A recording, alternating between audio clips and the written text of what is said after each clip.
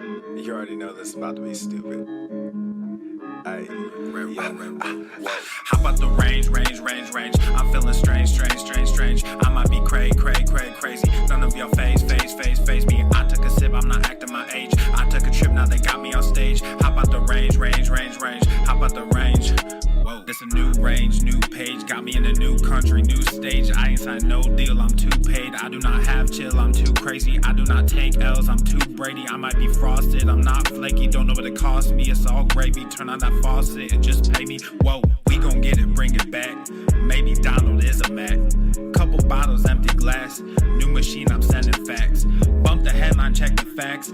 I'm not a gangster, but I'm a gorilla. Hop on them drums when I'm feeling J Dilla. Come get your lady, cause I'm a just stiller. How about the range? Whoa. Hey, yeah, I'm feeling strange. Whoa.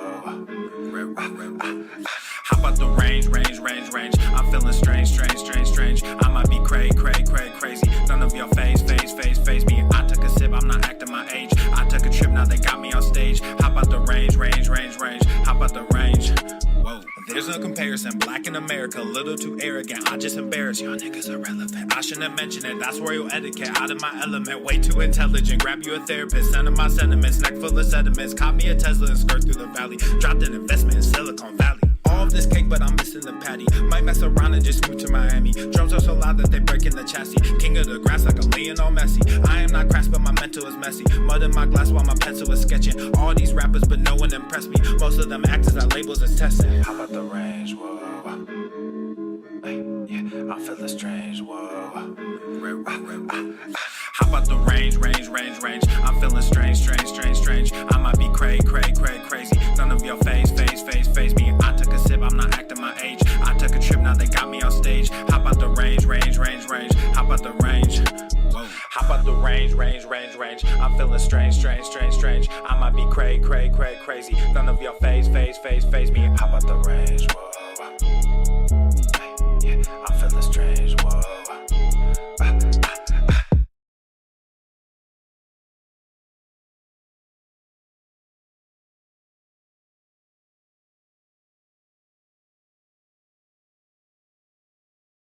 The following program is rated TV MANOC. It contains a big pair of nuts directly on your chin. It is intended only for mature audiences. Viewer discretion advised. So when someone sees a fat person being unapologetically fat, their ego and their misery and their lack of self-confidence just leaps out. Oh, say it again. Say unapologetically fat again. Say it. Unapologetically fat. I'm gonna need you to take a step back.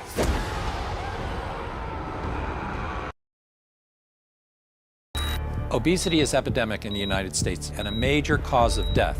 What is fat activism? I, a fat person, am sharing my own lived experience. Pizza is a vegetable. Your fat phobia is your problem. It is not my place as a smaller-bodied white man to comment on it. Radical body positivity. What can men do against such reckless hate? There's only one man who can help me. This is for you new people. I only have one rule. Everyone fights, no one quits. This day we fight!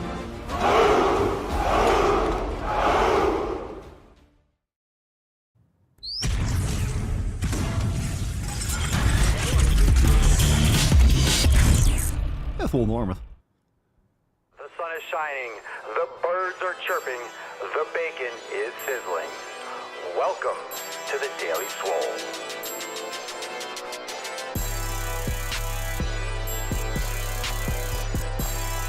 Testing. Testicles. Welcome, everyone, to episode 25 Hundo and 50 of the Daily Mother Swole, the most muscular swolecast, beercast, broadcast, gangcast, mancast, pimpcast, sleevescast, and slaycast in the realm. Because when I flex, you flex, we all flex our biceps. What's going on, beaches, booshes, busters, hustlers, and yo-hos? It's your boy, Papa Swolio, back with another episode. Today's episode, the Beastcast, is brought to you as powered, is sponsored by Everson K2 Flexing on all you be. It's the fucking Catalina wine mixer. The fucking Catalina wine mixer. What's going on, fam? How are we doing? Welcome to the show. It is the Red, White, and Swole Sunday Fun Day Q and Anus. You bring the Q, Papa Swolio will bring the brown eye. We have a lot of questions today, and we're going to get all into it. We got Instagram posts. We got Instagram questions. I'm sure we'll get some live questions. And I'm sure we're also, well, I know we're going to have some live calls too. So make sure that you are submitting your questions in the comments down below. Hashtag AskPapaSwolio. Make sure if you are watching live, make sure you hit the thumbs up button. Everyone, like police. Where am I like police at? Everyone hit the thumbs up. That way YouTube actually shows the live stream to more people, but you've all been notified via Swole text and Discord and Telegram already if you're a member. And if you're not, shame on you. Join us over there at swolenormousx.com. Join the fam today and get exclusive access to notifications, the private groups, all the programs, meditation, yoga, recipes, elimination diet, everything we have inside Swolenormous X, including this past Friday, we dropped a brand new Drive While Gaining Uncensored inside the overtime segment. It is, I laugh every time we see the thumbnail. Crucifixion is good. All right. Out of the door, line on the left, one cross each. Come on, man. Hey, come on, man. Biden 2024, not alive no mo. Brand new Drive While Gaining Uncensored available now inside Swole TV. Check out this week's overtime segment. It was fucking fire, and the thumbnail just cracks me up. And if you missed it, you definitely have to go check it out. All right, that's available for members now. Also, tomorrow is Monday, which means it's Massive May. We're kicking off Massive May in a big way. 12 noon Eastern time, live call accountability meeting with Papa and the fam. We might take some member calls if you have anything you want to ask or share. We will have new releases. We'll have some awesome Swole fan posts, and it'll be a nice chill way to start the day. Tomorrow, 12 noon Eastern time, so the episode will be private. Never miss a private live stream. Join the fam today, swolenormousx.com, and be there tomorrow at 12 noon Eastern time. 12 noon Eastern time. Massive May, baby. Massive fucking May. That being said, let's get the Falcon out. Let's get the nut busted. Let's get the Swole card out. We'll give that away at the end of today's episode. And let's take some calls and let's get some questions going. You ready? Here we go. Let's have a great show. And of course, drop in the comments down below. Would you smash today? Here we go. Falcon.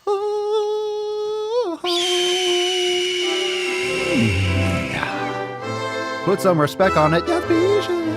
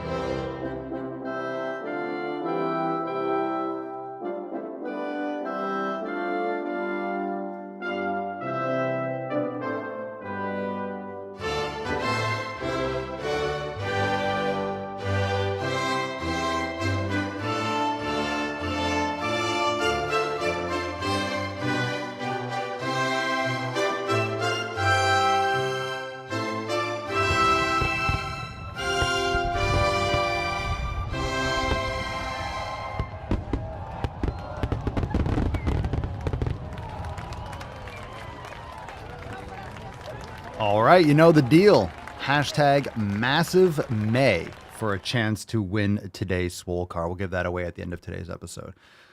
Massive May. Massive May. Now, some of you are saying, well, it's April 30th, but we always start a day early, right? We do that for the Swole New Year party. We always start early. It's Massive May. We're fucking done with April. We're done with April. Matt Damon. We're done. That was so last month. We're done with April. It's time to move on to May. Massive May. All right. Hashtag Massive May, and we'll give that away at the end of today's episode. Massive May right there in the corner. America. We'll leave that flag flying the entire episode. We got a lot of America here today. You can never have too much of that. All right. Let's see the first question. We'll take a live question. Tyler says or asks, what are some good mobility and stretching movements, Papa Swolio, for lower back discomfort? Well, it really depends on where your lower back discomfort is coming from. I mean, I personally like doing reverse hyper. That's not a stretch per se. Pigeon pose is great. You could do that on an incline bench as well. But pigeon's fantastic. Doing, let's see, figure 4 pose on your back is great. I would say doing just like a deep yogi squat, elevate your heels. You can do some rotations and twists. Check out the Swolga classes and the lower back and the hips and twist classes and the yin yoga inside Swolenormous X. I would recommend that. A lot of times you will have issues with the lower back that stem from hip instability. Muscles like the glutes not activating properly, very tight, short, and weak hip flexors. So once you open that up, even adductors and tight adductors and weak adductors can lead to hip instability, which can lead to lower back pain. But one of the most important things that I like to do are reverse hyperextensions. We've talked about that a lot. That's when, you've seen the thing that I unfold. I have one outside that I got this past week. I got a big reverse hyper outside that I have covered that I can throw a few 100 pounds on. The one that I have inside that's unfoldable can only go up to like just under 200 pounds. And then the posts aren't long enough, but you're swinging your legs back and forth. It's fantastic for decompressing the spine, but dead hangs are great. Really, you want to stretch, but what's really more important is that you have mobility, which is strength through a full range of motion, not just holding a stretch. You want to make sure you have muscles activated. So I would look into those movements, but resistance pigeons on an incline bench are great. That's a great start right there. Yoga, anything with the hips, anything with some deep mobility work in terms of rotations and things like that. But glute activation is usually very important. But if it keeps on coming back, it might be something that's also starting at your hip. I don't know if you're sitting down a lot during the day, but that could be a negative too. Let's see. Stonefit, Papa Swolio, what position did you play in baseball? Well, it depends on when. So in Little League, I pitched and I played shortstop. In high school, I played shortstop and I pitched. I pitched in high school? I think I did. Not as much on like my high school team, but when I played on the state teams, when we went to nationals and stuff, I pitched and I played second base. So it depends on what team I was at, what position was fitting in. And then I played 2 years in college, and then I just fell in love with fitness and I just kind of fell out of baseball. I just wasn't really into it anymore. I pitched freshman year and then I played outfield.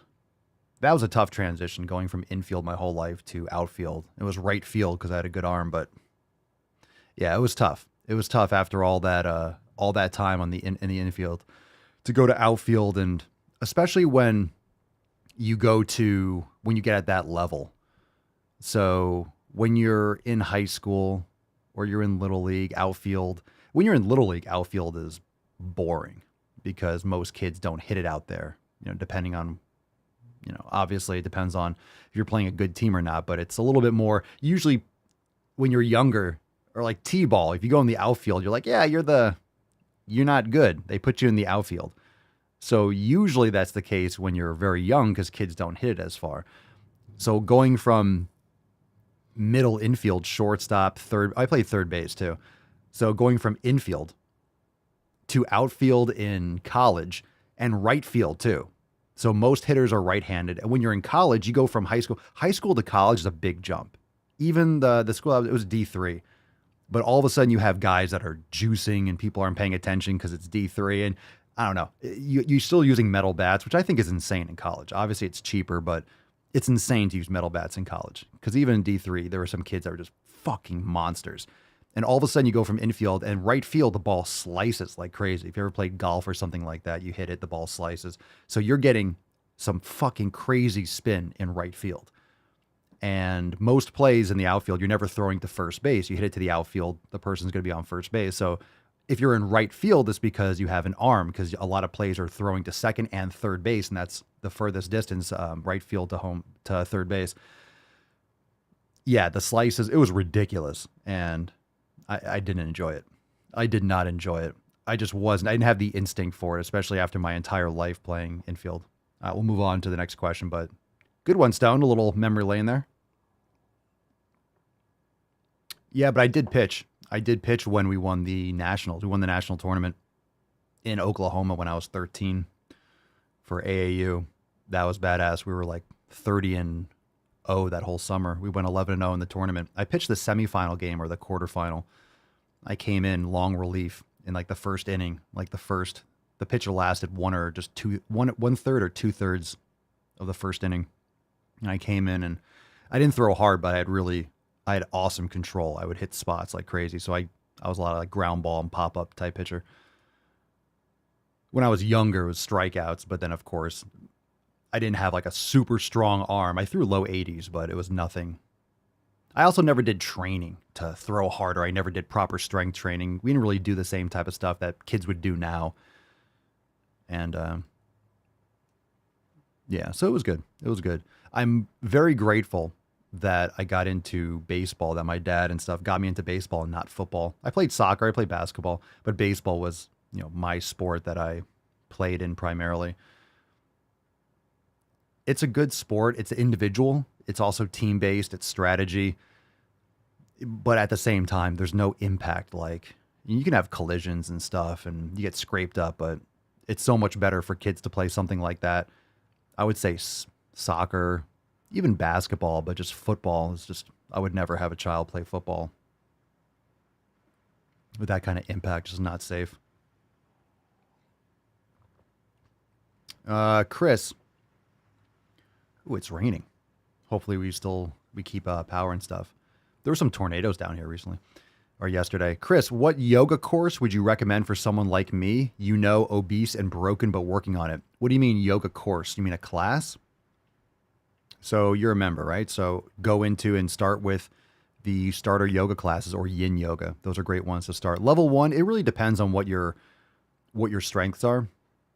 I would just start with something you can handle. We have chair yoga too, but a starter class is great. One of the things when it comes to yoga is that sometimes a level 2 class you might find is less challenging than a level 1, depending on what area it focuses on. So if you have really tight hips and that's a real sticky area and it's hard for you to stabilize in certain positions, a level 2 class, if it's a shoulder class, maybe that's easier for you than a level 1. So it really depends.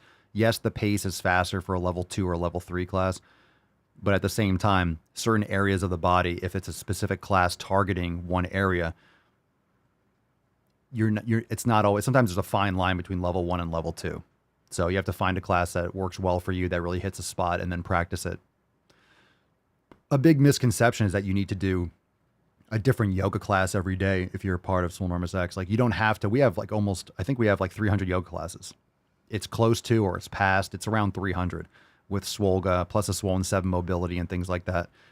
So you don't have to do a different class every day. Seriously, when you find a yoga class for members and it really hits you like, wow, that was great, or that was really challenging, but I did it, do it again, because then you know what to expect and you could focus on it, you could zone out more, you can master those movements. So if you find something that's a sticking point that's really challenging, that's a sign that you need to work on that. Don't avoid the classes that are challenging. If it's challenging, focus on that until you can master it. Jamie, Papa Swolio, what are some good strength training exercises for cyclists? I mean, squats are great. Lunges, Bulgarian split squats are fantastic. I think for cyclists, I think it's great to do unilateral work like a Bulgarian split squat, or walking lunges are great. That's fantastic. I also would focus a lot on glutes and mobility and thoracic activation because of the hunched over position. I think is important. Also, hip flexor. Hip flexor, get a monkey foot. You could use bands or cables, but hip flexor work and strong hip flexors is important because of the cycling movement. Those are good. Those are good options too. Nick, Papa Swolio, what's your opinion on the whole Steven Crowder video? It seems to have been released by his wife and selectively edited. I saw it. I heard about it. I think it was pretty cringe that people were covering this in the media. It's pretty fucked up. One, it's fucked up that she released it. But obviously, I guess they're still going through a divorce, so I don't know their marriage. I don't know. Obviously, that's one segment that's taken out of context. I'm not saying it looks good on his part. But at the same time, people don't know their entire marriage. You say a lot of things when you're angry. And if it's out of context, then it's out of context. It's pretty fucking sleazy that she released it. So I mean, just from an objective standpoint, that doesn't reflect good on her that she released that. But at the same time, who knows? Who cares? It's not my relationship, right? I think it's pretty fucked up that it's something that got covered in mainstream media sources as if it's no one's fucking business. She shouldn't have released it. And the journalist that accepted it is a piece of shit for release. That's like tabloid shit that's irrelevant. It's irrelevant. It's irrelevant. Dylan, Papa Swolio, do you use any seasoning on your steak? Just salt, just Celtic sea salt. And it's cooked in tallow and raw grass-fed butter. So that's all we use. And it's delicious. So that's it. I don't use anything else, just salt. The Green Trolley, Papa Swolio, did you ever consider coaching? Meaning what? Coaching like sports? No. If that's what you're referring to. All right, let's see. Dun, dun, dun, dun. Let's take some more questions. Oh, by the way, if you didn't check it out this past Monday, so we have an accountability meeting tomorrow. We do new releases and stuff. But check out the new designs. We have What Would Papa Swolio Do over there at papaswolio.com. Use code Daily Swole for 10% off. We have the WWPSD. Look at those colors. Pretty nice. Nice colors there. What would Papa Swolio do? I think you all know. What would Papa Swolio do? He'd go to the fucking gym. He'd go to the fucking gym. Goddamn right. Goddamn right he would. So get you some. Let's take a call. Remember, you can submit a call at any time. AskPapaSwolio.com to be featured in our videos and the podcast. Let's take a call. This one's from Adrian. Adrian, you on the line? Hello, Papa Swolio. How are you, my friend? No, What's up? Do you speak French? I'm very interested in your workout with the stuff you have in the hands. If you can enlighten me about this, I would be very pleased. And I like your content. Thank you. Goodbye. Thank you. Goodbye. Thank you, Adrian. Appreciate it. I love hearing the sirens from, was it France? Or reminds you of like the Jason Bourne movies, like the... You always hear sirens all the time in those movies. I saw them on... I saw some clips recently. I don't know why that popped into my head. Enlighten you about the clubs. Great for mobility, great for grip strength. It's just great for mobility and endurance and grip strength, especially if you start light. It's great for shoulder rehab. It gets a lot of concentric movement without the eccentric stress. It's very light. It's great for lubricating the joints and creating good, strong tendon and ligament connections. Of course, if you go heavier, it's great for strength.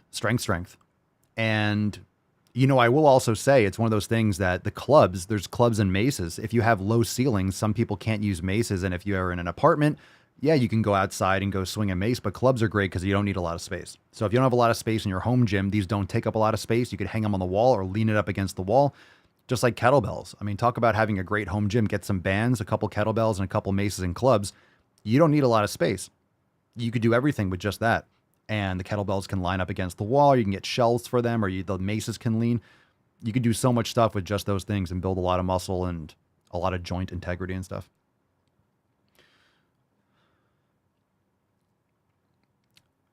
All right, let's see. Eric, you were on the line. Eric, you called Papa Swolio. What's the deal, bruh? Hey, Papa, tell me to stop being a Matt Damon and join the Swole fam.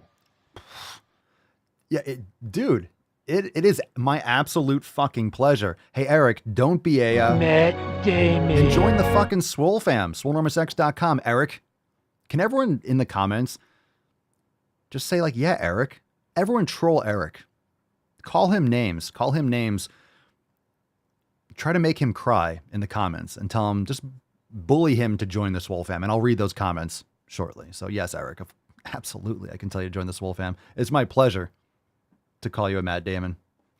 Seriously, if you enjoy the show and you enjoy the questions and you reflect and you connect with a lot of people with the Swole fam posts, I mean, seriously, we do this in the calls. Tomorrow is a live call. You can call in and talk to me personally. It's private member Q&A.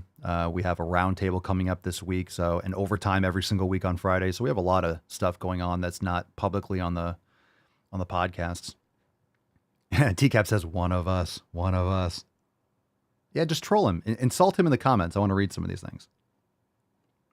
Let's make Eric cry.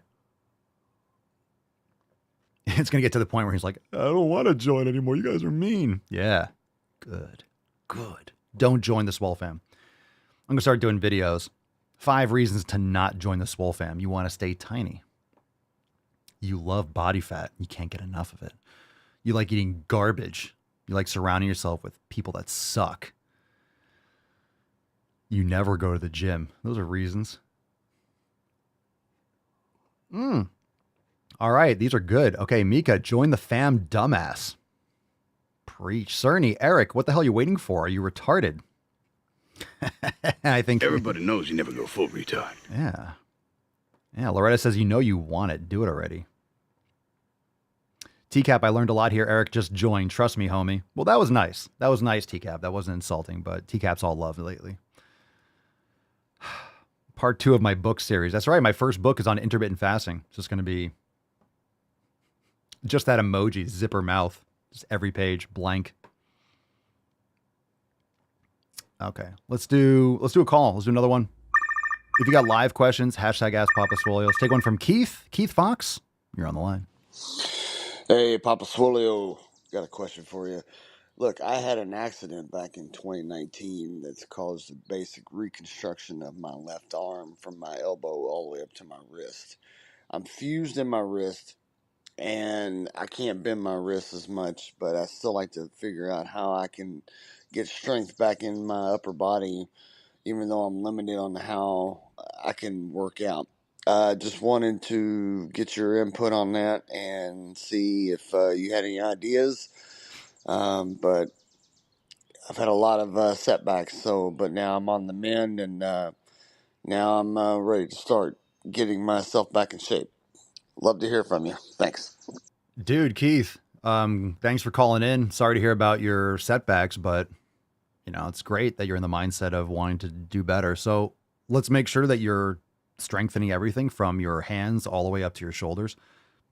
I would recommend getting like a 5-gallon bucket and putting 20 or 30 pounds of rice in there so you can strengthen your hands and your wrists and maintain that mobility. Also, as per we're just talking, aside from doing yoga and dead hangs and things of that nature, as long as you're medically cleared for it, doing some club work could be fantastic for you. I know you might be limited because of your fuse or however, I don't know I can't picture exactly how your mobility is limited, but obviously it is, but you still need to maintain the mobility that you have and maximize that. So club work could be fantastic for you as long as you're medically cleared for it. And if you think that's something that you're able to do, I would start with like a 1 or 2 pound club and slowly go from there and, really do a lot of high repetitions and build up that joint integrity and maximize that the best you can. Because if you don't use it, you lose it. So just because you have limited mobility or you had some surgeries and you had some reconstruction done doesn't mean that you can't, maximize what you have. And so you minimize degeneration and limited mobility, because that can translate into other areas of your body if you start babying it and overloading one side more than the other, which I'm sure you have. So you have imbalances and you have mobility imbalances, and you can get overuse injuries on your other side because you're dominant there because you've been nursing that one side for a while. So I think some club work could be great as long as you're cleared for it and you start light, proper form and such. Okay, let's take any more questions. Hashtag Ask Papa Swolio. Make sure you hit the thumbs up button. If you're watching on the YouTubes, everyone, thumbs up. Hit that thumbs up. We'll take one from Instagram. Bradley Eich. Or it's Bradley Eich. What's your favorite workout for a pump? I don't train for a pump. Pumps are great, but I train for strength. I train for mass. I train for size. My favorite workout for a pump. I always say I never choose favorites. Whatever I'm training that day is the workout that I'm doing. I mean, I love training every body part. If there's a body part that's lagging, that's my favorite. And I make it my, quote, favorite. It's just my focus. So I would make sure that you're not biasing body parts. Anyone that says like, oh, I hate training legs or I hate training shoulders. No, that's the fastest way to have imbalances or be tiny. Make sure you don't pick favorites. Don't pick favorites. Do the most effective stuff. Push yourself. It's not about enjoying what you're doing. That's a bonus. It's about doing what's effective and disciplining yourself to do it. Light Skin Mahi 2611. Light Skin. How do I get respect?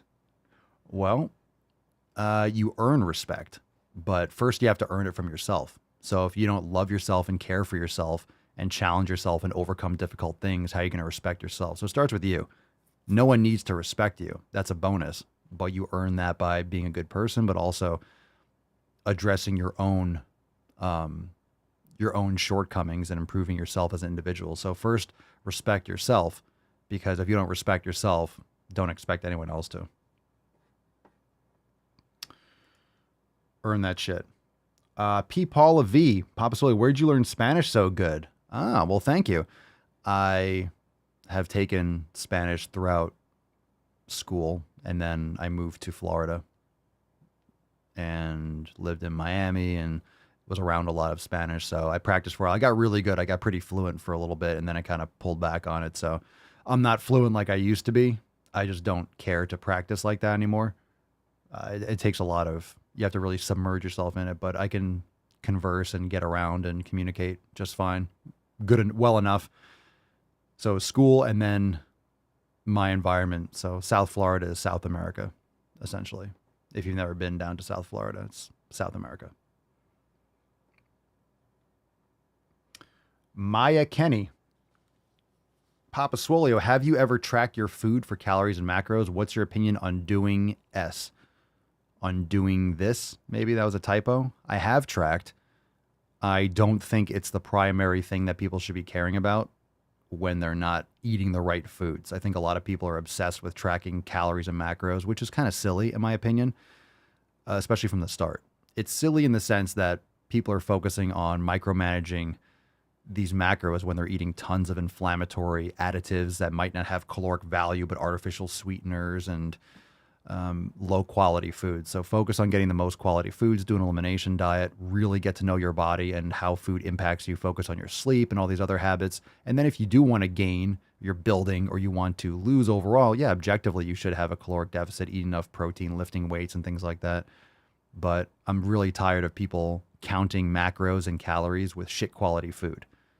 It's just, you're missing the point. It makes it much harder to, quote, stick to a diet if you're eating garbage that's jerking you around and you're maintaining cravings and addictions. So you unplug from all that, do your detoxing in that sense, and it's really an addiction. You'll have withdrawals when you stop eating sugar, like this kind of additive poison. It's garbage. These artificial sweeteners and food colorings and sugars and vegetable oils, they're poisons. So get rid of that from your nutrition, and then you can start more accurately satisfy your body's nutritional needs, and then address your volume if you're trying to gain weight or lose weight, or build muscle or lose muscle, or not lose, or lose fat, I should say. Okay, let's see. Tyler, Papa Swole, I've been seeing a lot of these ads on YouTube about obesity, half-naked girls on a commercial store, and other BS besides that. It's pissing me off and irritating. How do you feel about this? I have no idea what you're talking about. About obesity, half-naked girls on a commercial store. I don't know what you're talking about, dude. That's not coherent for me. Obesity, half-naked girls. You mean like fat people, like promoting obesity, or weight loss stuff? Like they're promoting diseased people? Is that what you mean? The body positive bullshit? You know how I feel about that. Let's take a call from Oliver.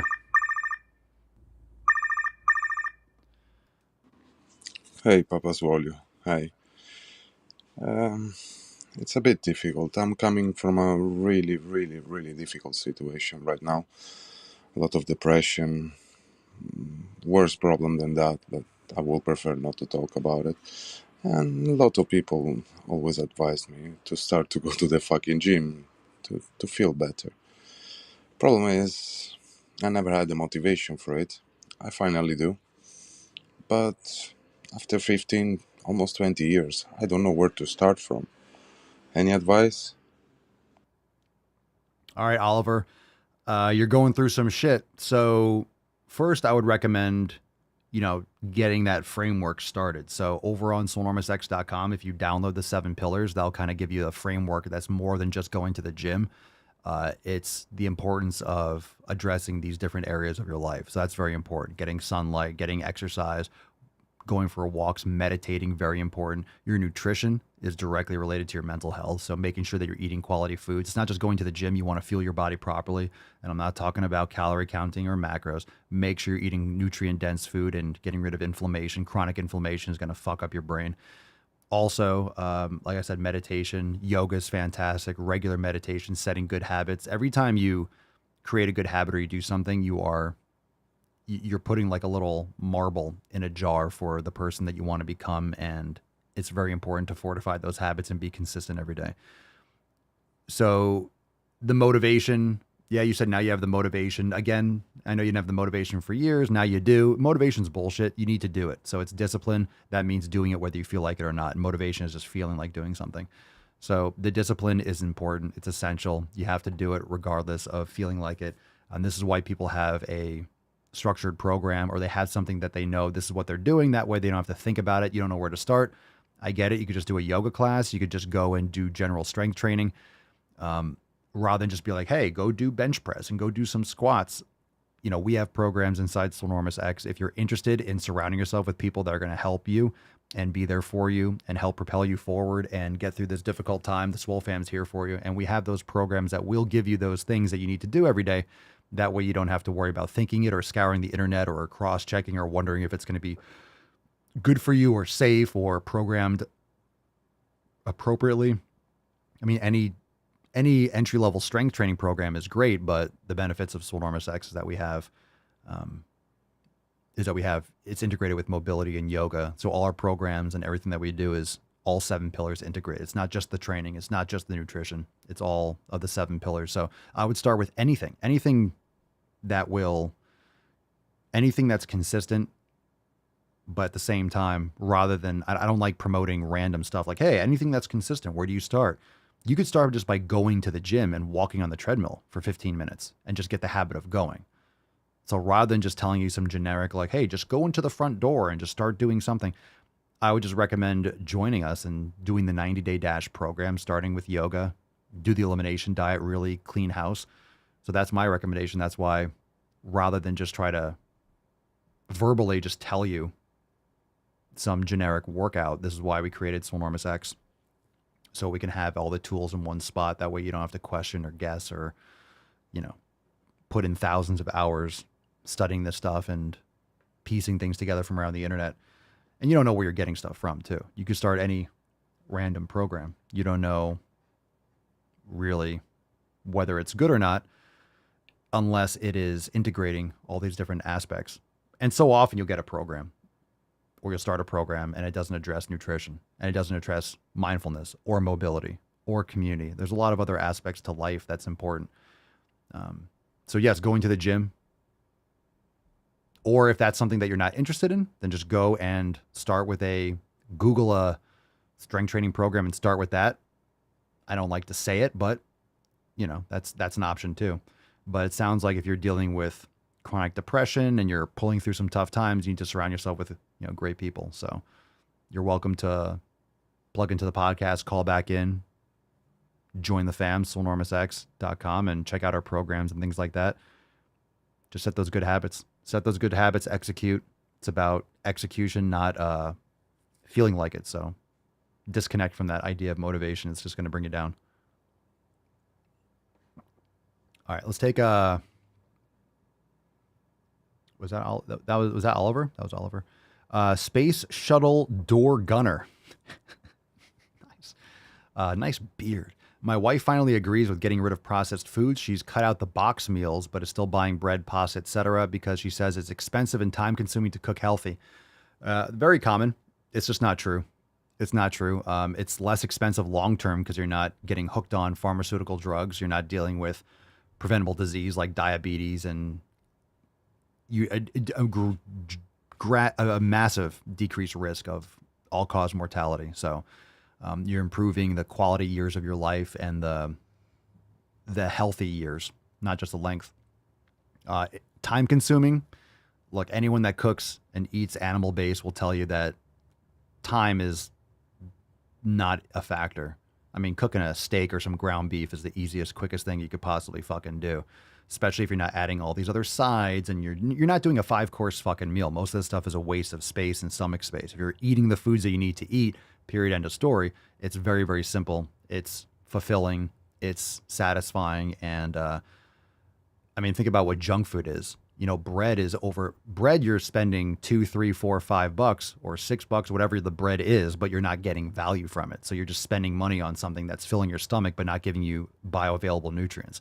Pasta, you're spending money on something that's causing you chronic inflammation. So if you look at what those foods are, nutrient void, and you're buying them, and they could even rob your body of minerals and cause all sorts of other problems. Processed sugars and vegetable oils are terrible. And so you're spending money on things that are not benefiting you. And then you take that money and then buy something that is benefiting you. You're going to notice that you could spend $6 on a fun size or family size bag of Tostitos, or you can get a pound or 2 pounds of beef or a pound of grass-fed beef. That's completely satisfying. That's very satiating. So it might look like if you fill up your shopping cart, and it's very common, if you fill up your shopping cart, let's say it's not grass-fed beef or just ground beef, whatever it is, it's going to look like less volume, but it's more nutrient dense food, and the food is more bioavailable for nutrients. So it looks like less. And if any of you go and you buy meat, you go to the store and you buy meat and eggs, and some fruit, you're not buying all these big Gatorade bottles and soda bottles and chips. Notice how think about inflation. We talk about economic inflation, but look at the inflation when it comes to these foods. You get a bag that's this big, but it's half filled with chips. You get these big bottles of multicolored liquid, but it's all sugar and food coloring. Like there's nothing of value there, but it's this big case. It looks like you're buying a lot. You buy this bag or this box of crackers. It's half filled and it's all compressed vegetable oils and sugar, and it's in this big box with like a little package on the inside. It just looks like more, and it looks bright and colorful and all this different variety.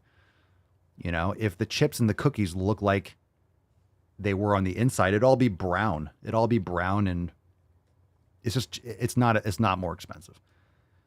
It's not. Maybe you're not getting grass-fed, grass-finished beef. Maybe where you live, it's $8 or $9 a pound. I get it. Might be a little pricey if you have a family and whatever, but just buy beef then. Buy grain-fed beef. It's still better for you. Do the best that you can. You're not eating, it's much better for you. It's not more expensive. If you take into account everything that you're getting.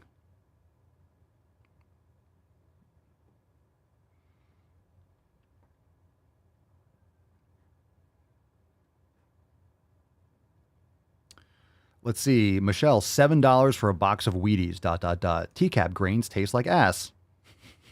Loretta, show her the corn oil and everything. Hard to find foods without it. Stonefit, took me 20 minutes to prepare and cook my bacon double cheeseburger this morning. It doesn't take too much time. That's just laziness. That's just something someone says so they're like, no, I don't have time. You have time. People will scroll on their phone for 2 hours, but like, oh, I don't have time to cook a little beef. Tyler, I've talked about recently cutting out bread completely. Wanted to ask, is sourdough bread good? Do you really need bread? You definitely don't need bread. I think sourdough is more fermented, so it might digest better, but maybe in Europe or other countries where you don't have the same like wheat germ, gluten, and things like that, but there's no need for bread. Whatever anyone says, that's famine food. It really is. You know, that you're not getting nutritional value from breads. Of course, if you use sprouted and you do these things, maybe it digests a little bit better than other things, but you can't make an argument, oh, bread to complement the steak or eggs, or just why fill your stomach with things that are going to rob you of nutrients or cause indigestion or gut inflammation. It's just not required. So do you need it? Absolutely not. People can justify things. I'm just telling you straight up. Like, there's a difference between want, need, require. I have to have this. Well, you don't. You're addicted to it, so that's why you're going to keep on eating it. And bread spikes your insulin like crazy.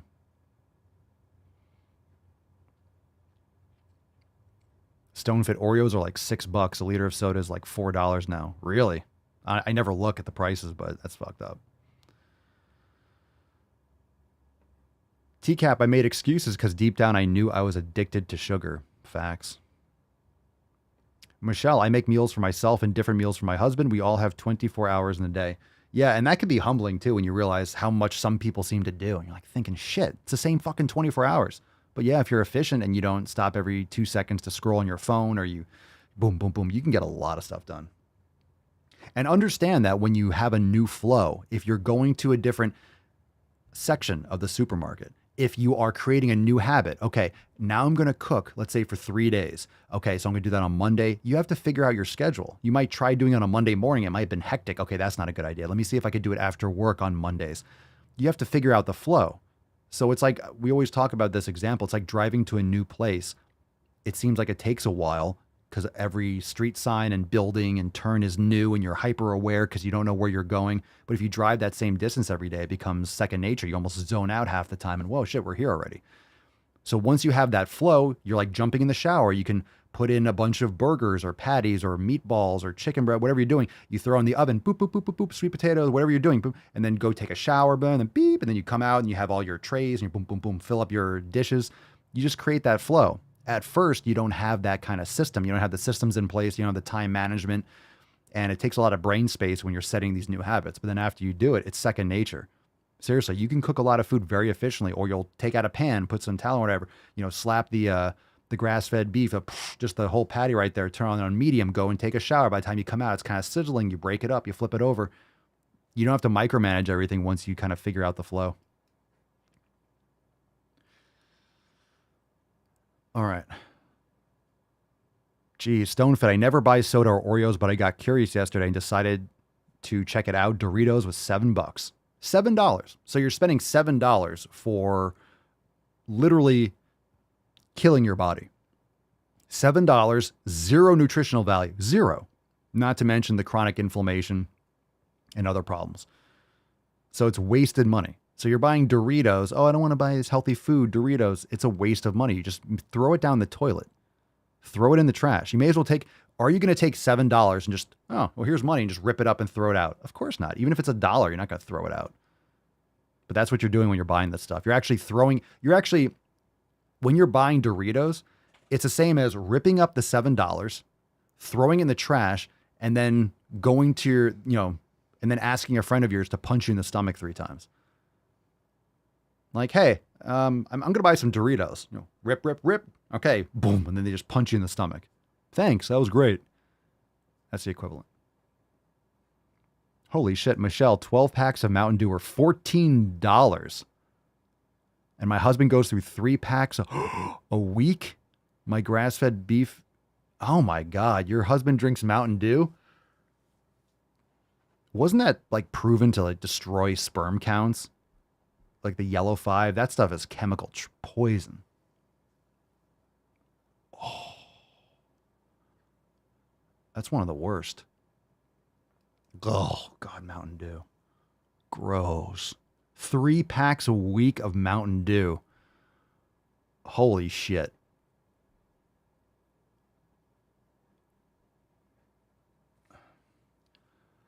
Let's see. Space Shuttle. I guess we'll have to start meal prepping for the week. I keep telling her that getting rid of the rest of the crap will help her endometriosis.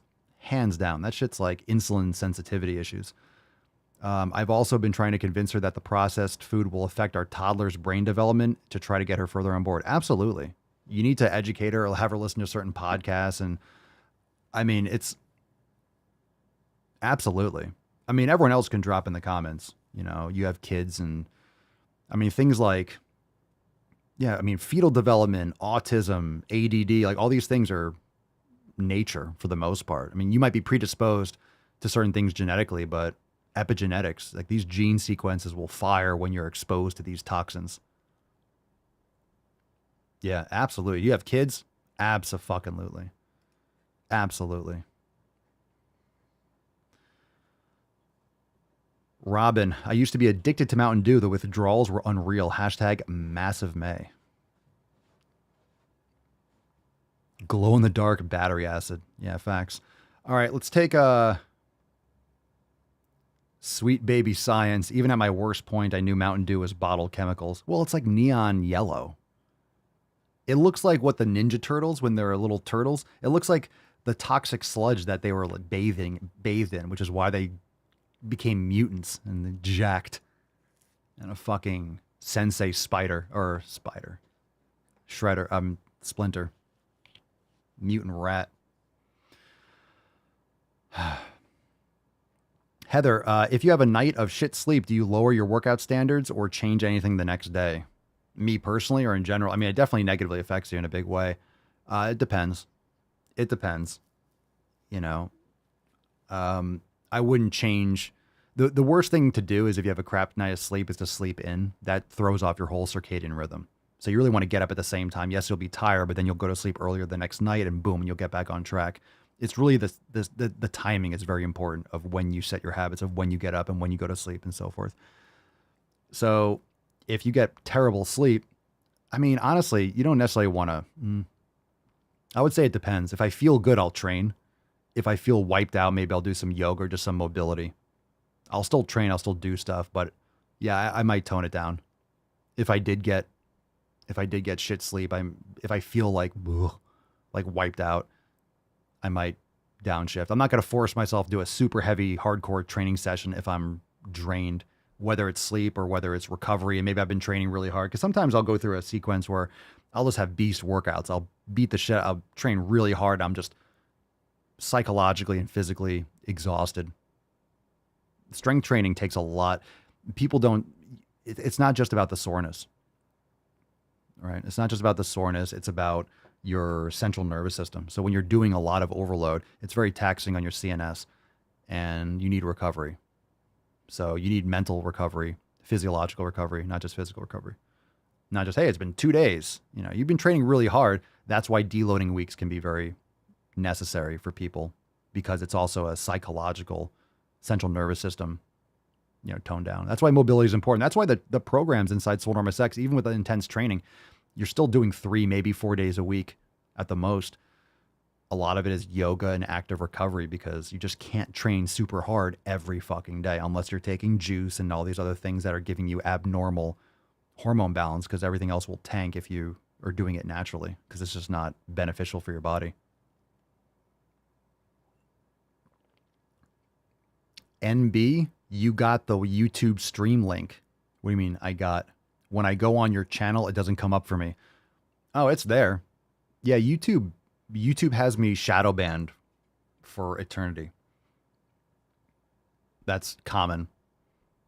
That's why with like the channel that has the followers and how long I've been doing the show, that's why the live viewers are always more limited.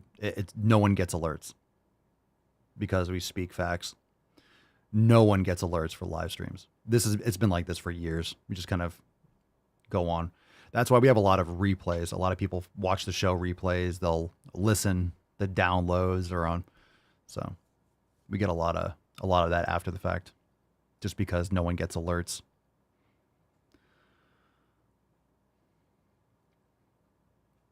All right, let's take a Maximo.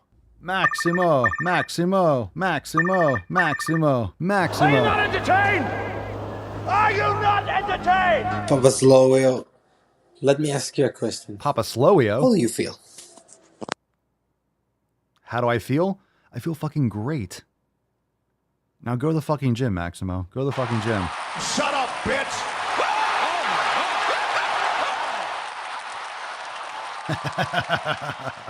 Pay him. Pay that man his money. All right. Let's see. More questions. Más preguntas. Ruben Tassler. Ooh, you ready for this, fam? Papa Swolio, what's your opinion on veggie burgers? What's my opinion? Go fuck yourself. A huge steaming pile of garbage. It's an insult to burgers to call them. I love it. People are in such denial. It's a veggie burger. No, it's not. It's a hodgepodge mashup of ground up beans and peas and shit. It's not a burger.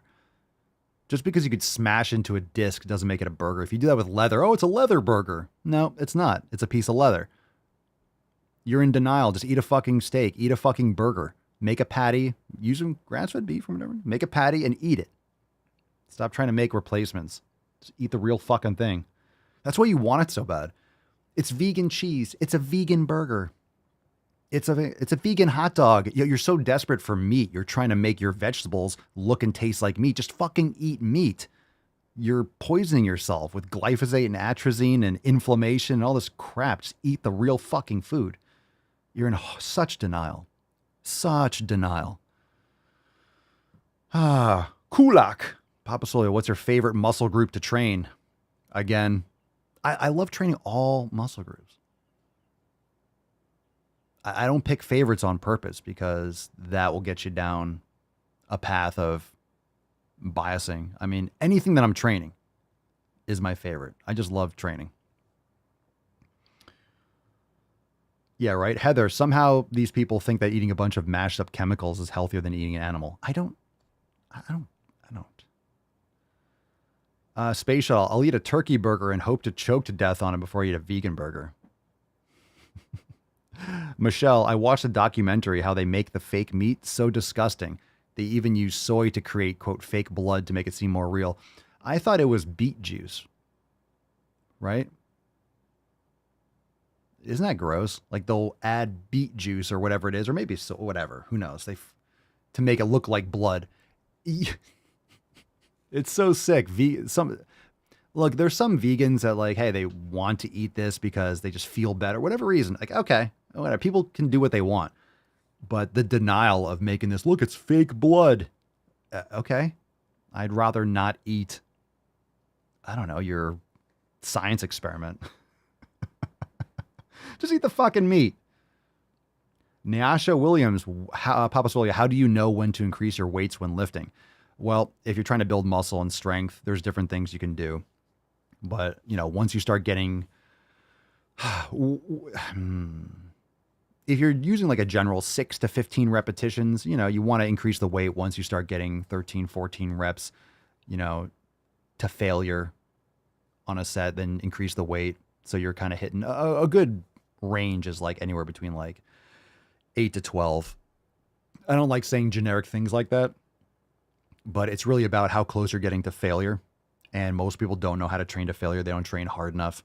So even within like 1 or 2 reps of failure is great. So it's really like when you hit that, because a lot of times people will stop and they'll get a burn at like 10 or 11 or 12, but they really can get to 20 if they really fucking push themselves. So that failure point or that close to failure would be 17 or 18 repetitions. So you should go heavier. If you're actually training close to failure, then you should be failing before 15 reps in general. Doesn't mean you can't build muscle with higher repetitions.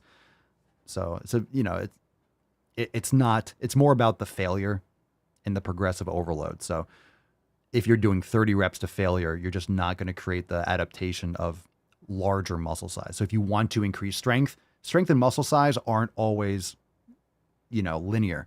Just because you have more muscle doesn't mean you have more strength, because you're creating the muscle hypertrophy, not creating more muscle fibers, not hyperplasia, but you're increasing the size of the muscle fibers.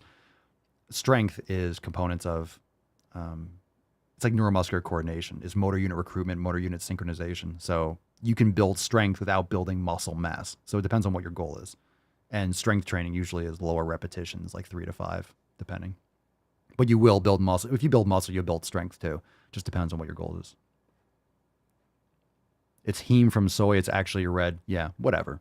Beet. I mean, they use different things. So I've seen beet juice being red. Just whatever. Fuck it. Gross. If it's not real blood, then I don't want it. Frank, what foods would you include in an emergency survival stash? Well, I mean, I guess depends on how long it can stay. We have some emergency food that's like beef chunks. You get like freeze-dried beef chunks.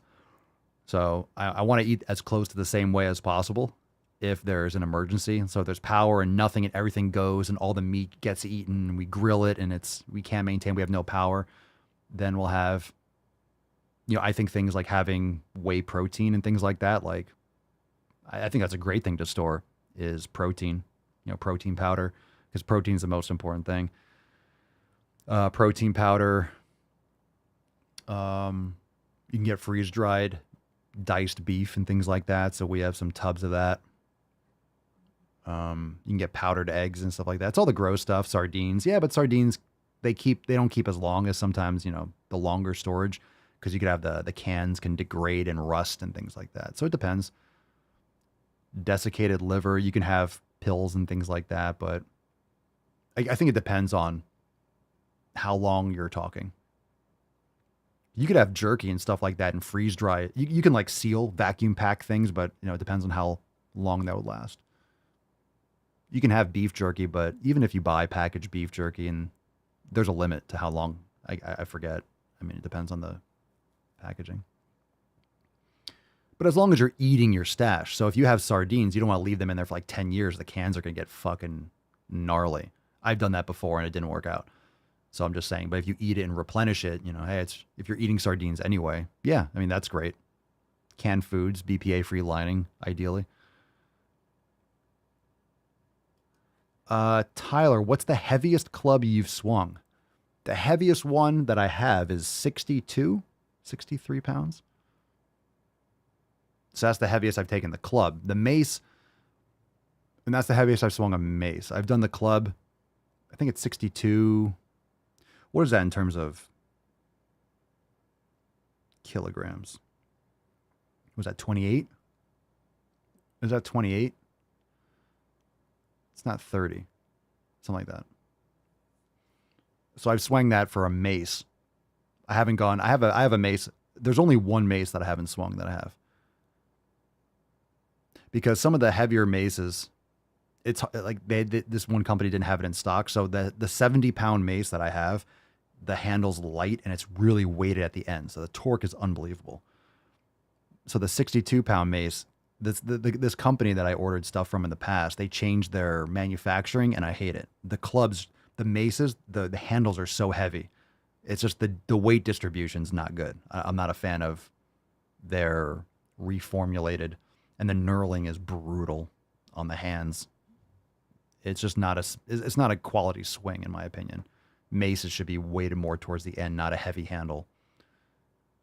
So there's a 70-pound mace that I haven't swung.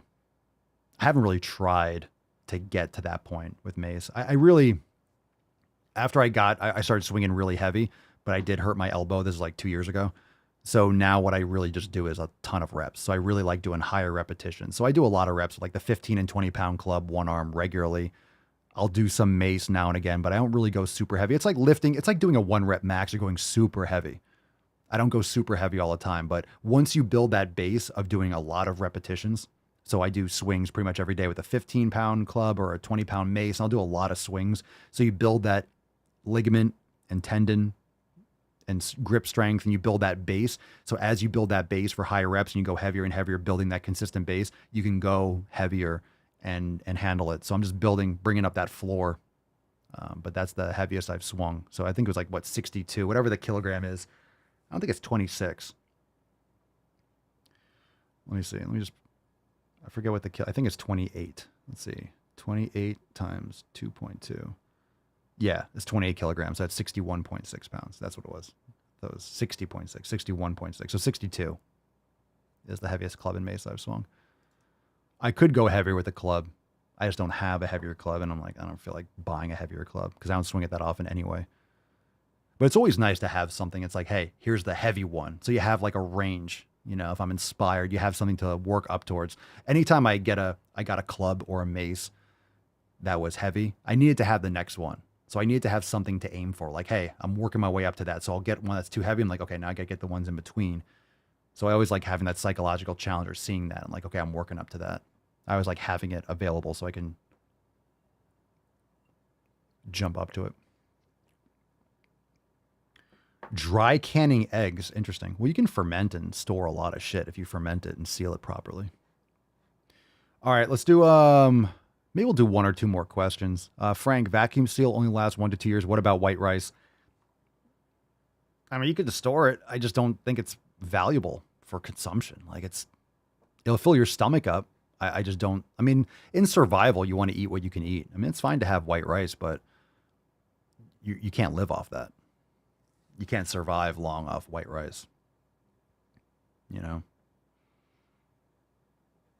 It's a partial carbohydrates. So, I mean, in conjunction, it might be like filling,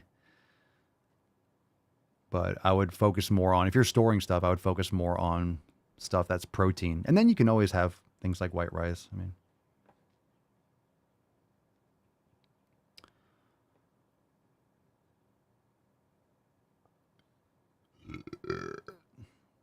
that's like the classic thing you store, but it's just logically, where's the value? Where's the nutrition from that? All right. Message from the King of Chemo. The King of Chemo. Go ahead. How's it going, buddy? If you look me up on Instagram, my name is the King of Chemo, and I love your taking the piss out of people.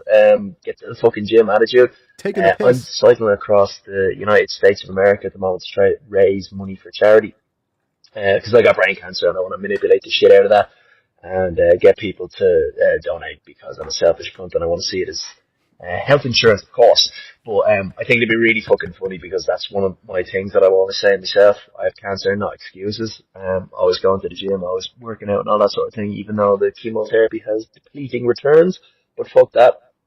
And so yeah, it'd be really fucking cool to meet up with you, because we're cycling through America at the moment, and I don't know whereabouts you're based, but I think it'd be fucking dead easy to just do some sort of video together where it's just, you're going, like, get to the fucking gym, and I say I have cancer, and you go, so what? And I go, yeah, you're right. so what? Oh, thanks for the call. That's awesome. That's awesome. Good for you, man. I'll have to check out the page. I love the accents. You could say whatever you want. You could say whatever you want with like the British accent. Like, are you fucking con? So what? You're taking the piss out of people. I love the phrases in the UK. Taking the piss out of people. Like, we don't have good phrases like that in the United States. I don't know. English is so widely used. And I love the English language. I'm grateful that it's widely used because I speak it, so it's convenient. But like, taking the piss out of people. Taking the piss. And I love, you know, and especially because it's like the UK, it's British, and then it's Australian. It's like the liberal use of the word cunt is, I'm a huge fan of cunt. Very, very in favor. It's one of my favorite words. Taint, twat, cunt. These are all fantastic words. I like words in general. I like a lot of words. So that's fucking awesome. Good for you, man. Good for you. Taking the piss out of people. I have cancer, so what? Go to the fucking gym. Facts. How quickly do you think, if I did a video on TikTok or Instagram, how quickly do you think that video get taken down for bullying and harassment? Oh, so you have cancer? Oh, so fucking what? So what? You have time to go to the fucking gym because you're not, you know, you're not trying to fix your hair. Get it? Okay, too soon? It's all right, I can say it. There are people in my family that have died from cancer, so I could say it. The thing is, people that have cancer, the thing is, if I said something like that, the people that have cancer would probably be the ones that would laugh and be like, fuck yeah, no excuses, get it done. Fuck chemo, fuck cancer. It would all be the people that don't have it, like, that's offensive. That's bullying and harassment. The people that are going through it would be like, and? Like, yeah, that's fucking fun. Yeah, see, look, Hadessa, I'm a cancer survivor, and that's fucking funny. Yes, because, and it's always like the people that are in a wheelchair. When you make a wheelchair, like, they're the ones that are laughing because you have to have a strong sense of humor to deal with the adversity. It's the same reason why people that are in traumatic situations, like in the military, people in the military have the, you know, the best of the most like intense senses of humor, because when people are shooting around you and dying and there's fucking bombs going off, you have to find the humor in like these horrific situations in order to cope. So people, you know, people that are usually going through it or have these things that they're overcoming have to, that's how you justify and how you make it through and how you cope with your adversity. Anyway. And my sister would have laughed. Yes, I mean, you have to. You have to. And it's not insensitive. It's not bullying or harassment. I mean, it's still a good message. There are a lot of people that have cancer that do go to the fucking gym. This guy's cycling across the country and shit.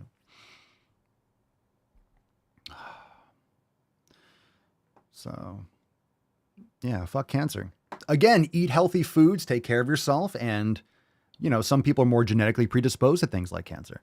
I mean, cancer is like 80% or 85% environmental. But of course, there are certain people that are going to be more predisposed to having diabetes or cancer or heart disease. In other words, why give your genetics, why give it a boost, right? That's what epigenetics is. You have the genetics, or you have predispositions, and then you have predispositions, and you either fire these genes or activate certain genes, and it will, your habits will maybe, give you, I don't want to say give you diabetes or give you cancer, but you might be more predisposed to it. You might have a family history of this disease. So don't give it a chance to activate. Don't give it a chance to manifest inside your body.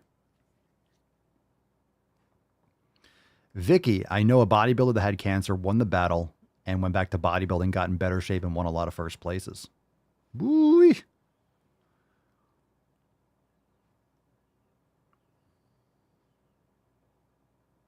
Space Shuttle, my time in the Marines has made it to where I use the word cunt almost religiously. I think it is. I think that's it is a religion. The religion of, that's the new thing. Instead of swole slut, swole cunt. Swole cunts. Swole cunts. Swole cunts. That's a couple different meanings. Swole cunt. Swole cunt. New shirt? New shirt. New shirt. Instead of swole slut, we'll have the U with a, swole cunt. Swole cunt. All right, let's see. It rolls right off your tongue. It rolls right off your tongue. Get it? Get it? Yeah. Hadouken! All right. We're on a roll. Let's take another question or two. Loves body art. My tummy is being super stubborn. I can't get the fat off. I'm over 50. If that makes a difference. My tummy is being super stubborn. I can't get the fat off. I'm over 50. That makes a difference. Ideas. I mean, it always makes a difference. If you get older, it's harder to make these physical changes because hormonal changes, but also because you just have more decades and more years of compounding bad habits and exposures. Of course, your hormones are changing postmenopausal for sure. I would address immediately your nutrition and lifestyle habits. What are you eating? Are you eating? It's mostly, it's going to be the food. It's going to be, and food's environmental. It's what you're exposing your body to. So red meat, protein and fat, cutting down on the vegetable oils and sugars. I mean, it's not really that complicated. You'll lose fat. Anyone, I don't care what age you are, if you're eating organ meats and quality beef and quality animal products and cutting back on the vegetable oils and sugars and getting quality sleep, you're going to change your life. Change your life. Nancy says, that is so true. My gallows humor is my favorite thing about me. That gets me through everything. You have to. You have to have a great sense of humor. And anyone that's had gone through some financial hardships, or, you lived in a shitty apartment and you had I've been there. You have water leaks and the AC breaks and you have all these fucking things that go on, and you have to, it's the kind of thing you look back on, you laugh about. Hopefully you can get through it, but you have to. Otherwise, what are you going to just be miserable and leave it there? And just, you have to get through it. You have to find humor in things that fucking suck. And there is humor, but you have to have a sense of humor. Salvi Arnav, Papa Swolio, how much time it takes to get in good shape? An entire lifetime. Because it'll take you changing your habits. All habits around different areas of your life. When I say a lifetime, it's a constant process. It doesn't mean hey, you're in good shape, you're done. It took me this time. It's every day. I'm still, oh, Papa Swolio, it's easy for you to say, you look this way. Why do you think I look this way? Why do you think I have what I have in terms of physique and, lifting or strength? It's because I do it. It's because I practice it. That's the only reason why it's easy for me to say. It's because I've been doing this for years. So no matter how much time it takes, it could take forever. You might never actually put in the real work, and you're kind of always floating and doing the bare minimum. So once you have it, you're going to be maintaining it. So it's not really worth worrying about, like, how long does it take? And what do you mean a good physique? That's so vague. What's a good physique? A good physique for you might not be the same. My opinion of a good physique might be different than yours, which is fine. Physio Inquest, Papa Swolio, what do you think about chiropractic? Someone who, quote, fixes you is quackery. In my honest opinion, I've never been to one. I've been to one, but it was like as a liaison for a gym that I was working at. So I went to meet with one because we were going to do some sort of, this guy he was a chiropractor, but he owned like a wellness clinic. So I went there to like communicate with him in terms of like doing a partnership for like certain events and things like that. And he was just demonstrating some of the things that he did. So he put me through some stretches, but didn't do any it was more like physical therapy. I just wanted to see what he was about. It wasn't like any back cracking or stuff like that. It was like just stretching and muscle activation. So it really depends. A lot of people do chiropractic because it's like a low level of entry into like the medical space. And then you can have a chiropractor that really focuses on other things. I mean, I wouldn't. I would never go get adjusted or anything. I would never do that personally. There's horror stories when it comes to a lot of it's not coming from your fucking spine. It's coming from your mobility and habits. I know it's helped some people. So maybe there are some unique situations where that kind of intervention is beneficial. Some people will swear by them. I have never had a need. Although I will say that if you're in pain and you've quote unquote tried a lot of different things, I understand people that have nothing to lose. They've tried, a lot of people say, I've tried everything. Okay. But they're in pain or this and nothing else has helped. They've gone different roads. So it's like, I'll do whatever. So I understand that you'll do whatever and maybe it helps. So there's some people that will swear by it and, their experience with that is reasonable, I suppose. You're asking me, I would never do it. I don't recommend it. I would never personally do it. So that's my take on it. Some of you might have had a different experience, but no. Nancy says, my dad has represented, of course, Nancy's a lawyer, so I guess your dad is too. Obviously, my dad has represented way too many bad ones for me to even try. I feel like chiropractic is the CrossFit of the medical industry. Does that sound like a good analogy? Chiropractic kind of has like the same reputation as CrossFit does with fitness. It's CrossFit to fitness is the same as chiropractic to medicine. I feel like it's like the same conversation all the time. Like, yeah, it might work, but you'll get fucked up more often than not. It's not doing anything. You're doing stuff, but the risk is not worth the reward. Because CrossFit, I think, is undeniable. Like, yeah, I mean, there are people that get in shape, but I mean, how many people get fucking injured? And there's better ways to do it. And yeah, it'll kind of work. You might kill yourself though. You might end up in the hospital, but hey, you might lose a couple pounds of fat. The Dusty Dud, Papa Swolio, I bought a big pack of grass-finished beef liver last year, my man. The expiration date is 6/30/22. Ooh, all right, we're a year past. But it's never been out of the freezer. Do you still think it's good? Does that have freezer burn? It might be. Depends on how cold it was and how well it was sealed. Freezer burn's not bad for things. You just have to cut off that part. It's just going to dry out the meat. So if you have a little freezer burn on steak that's been in there, just cut that part off. And it probably will taste fine or decent. It's all about the sealing. If it was sealed well and if it was cold enough. You'll find out. How are you going to eat it? Are you going to eat it raw or are you going to cook it? I want to cook it. I mean, there are people that make it's called high liver. They ferment or just let the liver like rot in their fridge. You ever hear about that or see people do it high liver? I've seen people online eating, quote, high liver. And it's like fermented liver and like, okay. And they're like, oh, it tastes like red wine and chocolate. I'm like, oh, no. It has a red wine and chocolatey flavor to it. I'll tell you what, if it's chocolate, then that's fine to taste like chocolate. Look it up. It's called high liver. Let's look it up. Let's look up the definition, or like, let's see what comes up. High liver. Cirrhosis. What is liver disease? Elevated liver enzymes. All right, this is not. Oh, this is okay. So that doesn't work because it brings up like what high ALT levels mean, like liver enzymes being elevated. High liver. Eating high liver fermented. Let's see. All right. I'm all right.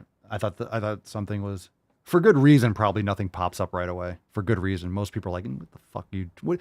The search engine's like, what are you looking for, dude? What are you looking for? Do you want to get high off of liver?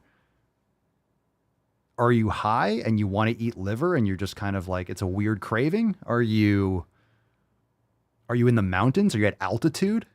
You trying to look for like a mountain goat? Like, what are you trying to do? Like, what are you trying to accomplish? The algorithm's like, bro, what the fuck are you looking for? I don't know what to show you. You have cirrhosis of the liver. Congratulations. Samora 3470. Is it fulfilling knowing how many people you inspire? Well, I would say yes and no.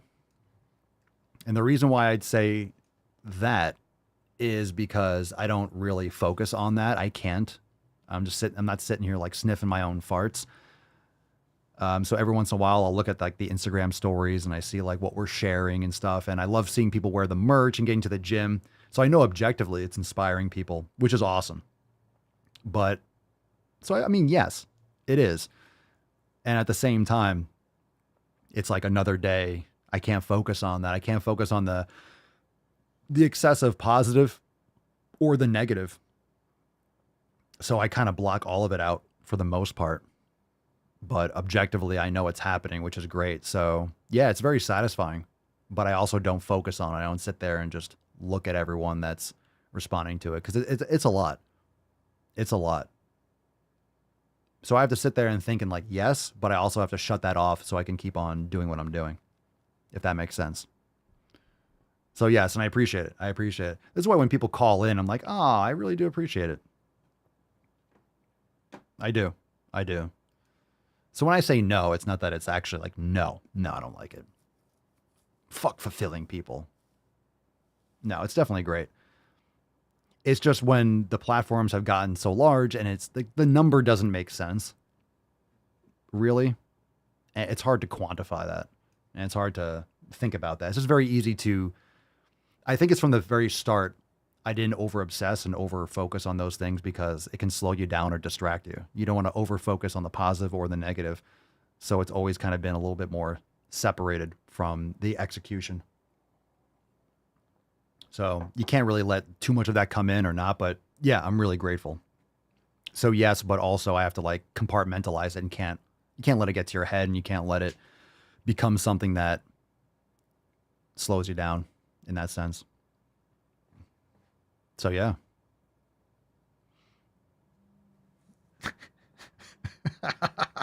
Marissa, Papa for president. He cares without cheat cards. Oh, come on, man. Oh, God. TX or Texas Brian K. What's up, K? What up, K? How many hours should you be at the gym and how many hours of sleep you need? Everyone's different with their sleep. It's the quality of the sleep. So I would say 7 to 9, like most people would say, or most experts. And, you know, you want to get quality sleep. It's the quality of the sleep. So focus on that. How many hours should you be at the gym? Depends on what you're doing. Are you including your warm up? Are you including your drive to the gym? But if you're doing an intense workout, how much do you need? I mean, some people are like, you can get a great workout in 10, 15 minutes. Like, do you want actual results? I would say at minimum half an hour.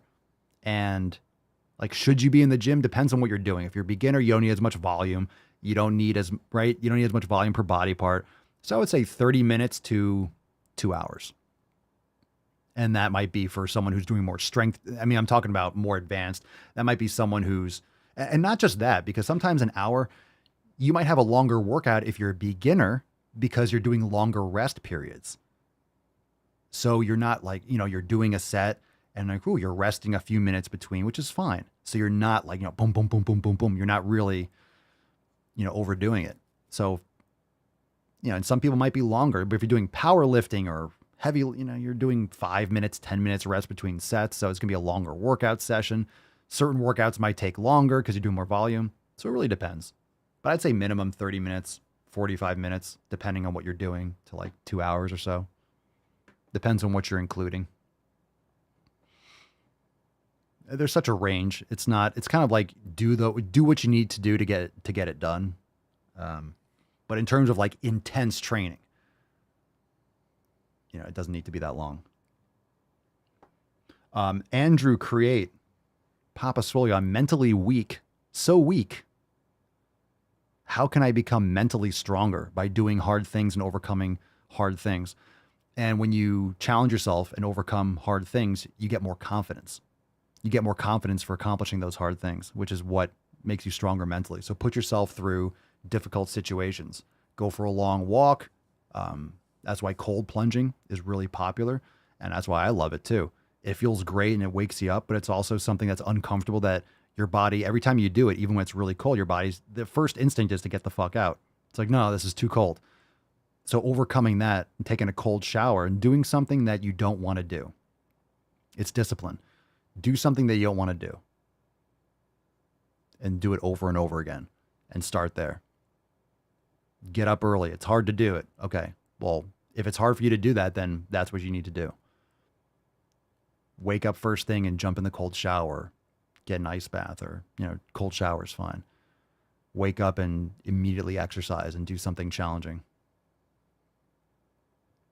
So I was doing, I do my morning mule. So I do the cold plunge and then I go and I pull the sled for a little bit. And then I got a Versa climber because those things suck. I got that because it adds to my morning routine of like, this fucking blows. It's really challenging. It's exhausting, even just barely doing it. So it's something that I was like, yeah, this is absolutely going to suck. Perfect. Add it to the routine. So the first things I do in the morning really suck. I mean, I like pulling the sled backwards, but the cold plunge, fuck, it's freezing.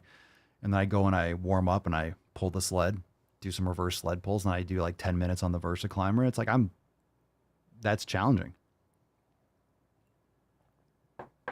And then I'll do my heavier weight training later, or sometimes I'll do that first, depending on the flow for the day. But I like to do that, then make coffee, do the show, and then I'll train after, like do my focused strength training. I like doing that after I do the show because I like doing the show in the morning. I like the energy flow. I like getting the day started with the Swole fam. But I like doing something for my training first. And I might do some club too. So I get that done, get some movement out of the way. Then I can focus, do the show, and then I have that out of the way, and then I can focus all my attention on lifting and doing other stuff.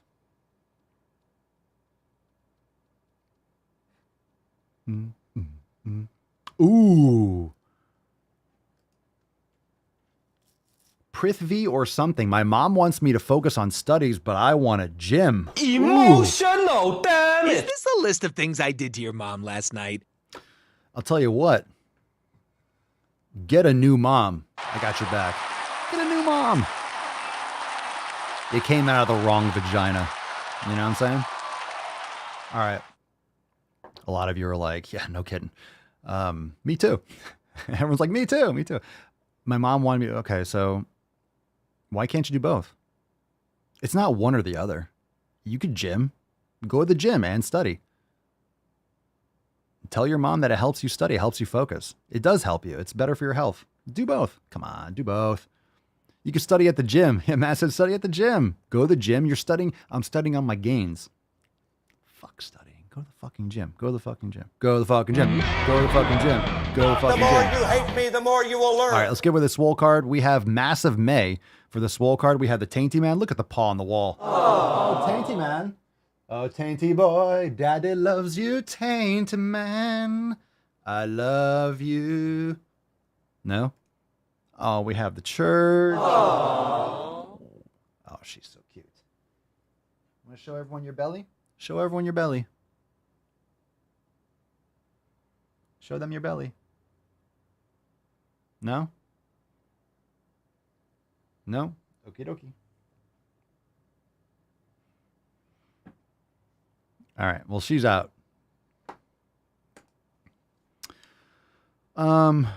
Let's see. Let's get with a swole card. At the buzzer, Raj. We have let's see, or NB. What's your opinion on Andrew Tate? We've talked about him a bunch. What you know what? But the reason why I brought on the screen is what's going on with, what's the latest with that dude? They're still trying to find something on him, trying to put something together.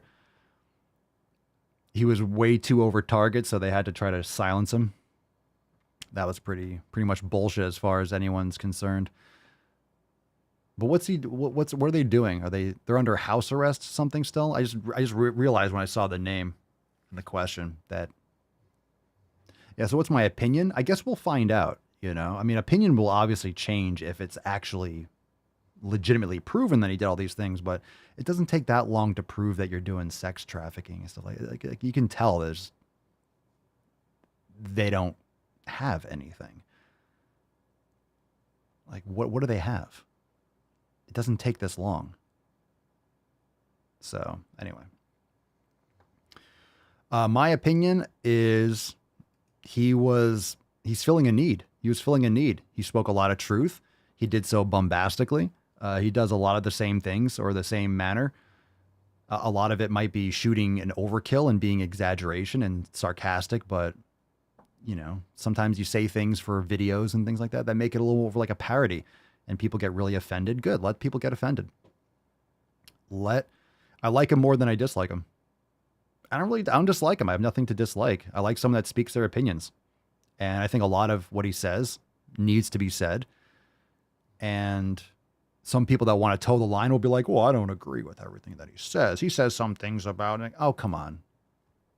He's a necessary force against the pussification of the world. So people need to stand the fuck up and talk about what they believe in and say so to people's faces. I respect what he did on social media. Very impressive. But at the same time, you get a lot of attention. You're going to get a lot of hate. You get a lot of pushback, especially with what he was saying. So we'll see what's happening. We'll see. Like for me, he's a net positive for sure. And I haven't heard everything that he says. I see the clips that everyone else sees, but I've listened to podcasts and stuff, and he says a lot. He says mostly legit stuff, but I also say things that I don't 100% agree with. Like I say a lot of ridiculous shit for entertainment and for fun. So, you know, I see a lot of the styles being similar in terms of like, yeah, I'll say things for a reaction and I'll say things to get under people's skin and I'll say things in a certain way. And you toe the line and sometimes you go over the line, sometimes you don't. And sometimes you piss off people that want to be pissed off. So they're looking for it. Whatever. So definitely a net positive. The only reason I brought it up is because I just realized, yeah, what's going on with him? He's a poor man's Jordan Peterson. Wow. I don't know about that. But both are necessary. Both are necessary. More truth. More.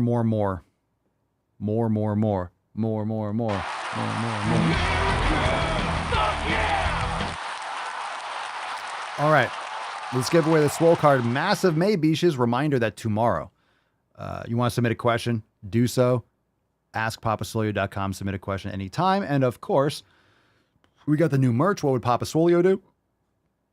We also have an accountability meeting tomorrow, May 1st, 12 noon Eastern time. And make sure that you are joining the fam today, SwoleNormousX.com, and be there for tomorrow's live call. And if you're a member, check out the brand new Drive Mall Gaining Uncensored that we dropped on Friday. Biden 2024, not alive, no mo. Biden 2024, he ain't gonna be alive no more. All right. That's still in my head too. I hope it's in yours too. All right, Massive May. Let's give away today's Swole card. Falcon. Take us away. It's gonna be May. It's gonna be me. All that I do is make sick gains. But I'm getting swole. And finally, I'm making gains for you. Come on, Falcon, pick me a winner. Who is dropping that? Who is dropping Massive May? Shirt. Massive May. Massive May. Nope, that was our thing. Nope. 0, 0, 0, 0. Are we 0 for 3? We haven't gone 0 for 2 in a hot minute. One more time. Can I get a winner? Someone drop it in the comments. Come on now.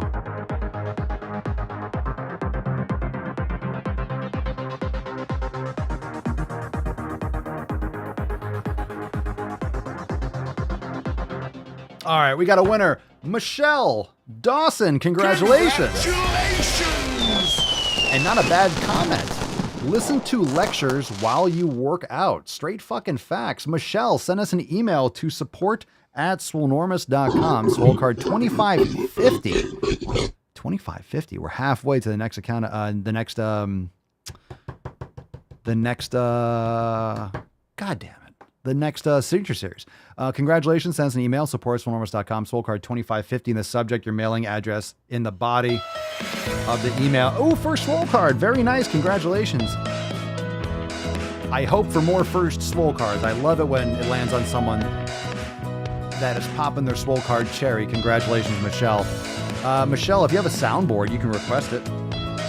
You can all request it. We got some piano cut coming up in just a few moments. Wow. Coffee's for closers only.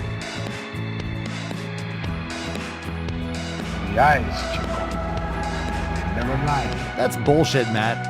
I swear to God, I've announced your name several times. How have you never won one? I don't buy it. There's no fucking way you've never won a Swole card. I say so many names. I feel like I've said everyone's name multiple times. How is that possible? I don't believe it. Now, once you've had sex with a woman, she will naturally start to depend on you, okay? All women do this. Your father was a woman. Emotional, damn it. You made me happy. Make sure the make sure you have the record player on at night. There are no more shenanigans, no more tomfoolery, no more ballyhoo. Smooth. Very smooth stuff. Very classy. I'm learning a lot from you right now, dude. I will rain down a godly fucking firestorm upon you. No medication except my fucking antidepressants.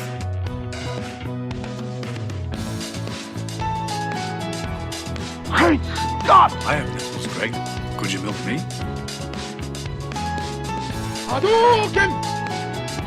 Hadouken! And my existence, while grotesque and incomprehensible to you, saves lives. What the hell kind of country is this where I can only hate a man if he's white?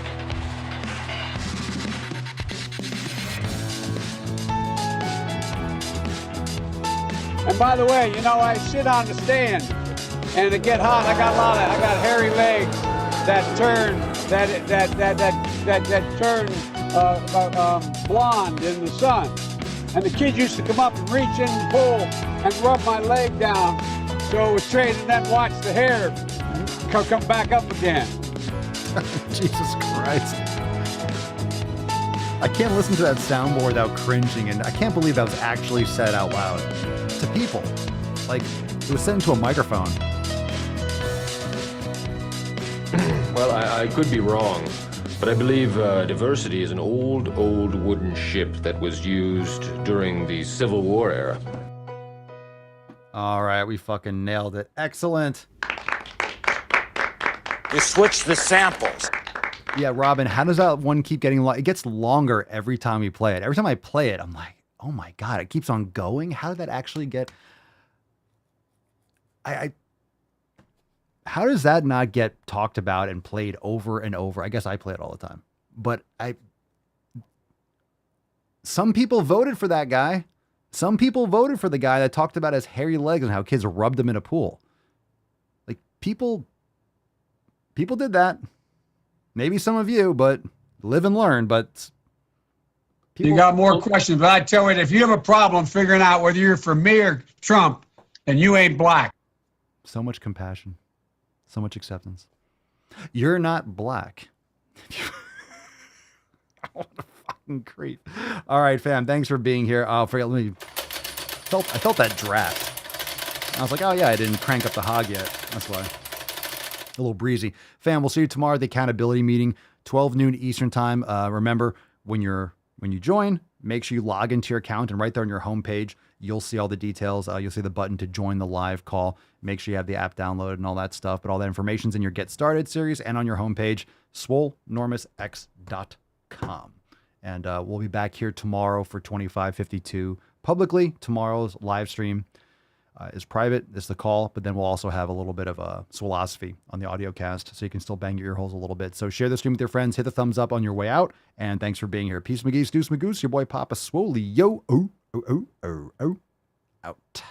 Crazy flow, need a straight jacket. Cash flow, I'm a bank addict. 6 subs, had the bass smacking. 808, had the place clapping. 3 girls is enough for me, so I pull out like the stock crashing, like an IPO trying to purchase me. This a private sector, so you can't have it. Faking all that boom bapping. Who you think you is, boy? 90s want they sound back, so I give rap all these fake rappers as I take matters in my own hands. I don't need rapping, I don't need Zans. I don't need help, I'm a grown man. Now they king left and they so mad, it's like then yeah, I found that young king with my crown at 10 racks in the fanny pack, couple hundred in the Louis bag. That's a bed that you made. That's a bed that you made. That's a bed that you laid. That's a bed that you laid. What kind of game is you playing? We go hard to paint you. What the fuck is you saying? I only go where they pay. What kind of game is you playing? Yeah, whoa, my shit is relevant. On topic, my melanin is popping. I'm taking skeletons on closets and making new deposits. I'm in my element, no